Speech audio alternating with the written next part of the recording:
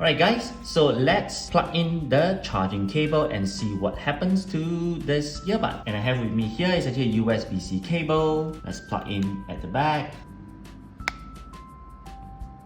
Right.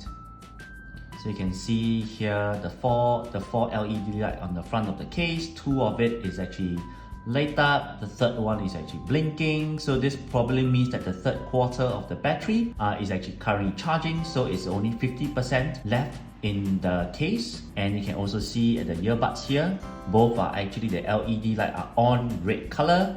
Let's see what happens when we plug out.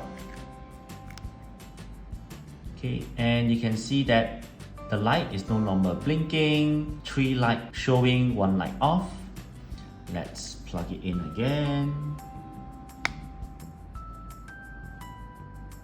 Alright, so you can see here the moment the USB-C cable is actually plugged in, the light will actually run from the first to the fourth, and then it will go back to show how much battery is actually left. So the amount of light staying solid will show the percentage. Alright, so we're gonna leave it to charge and then we're gonna see what happens when it's actually fully charged.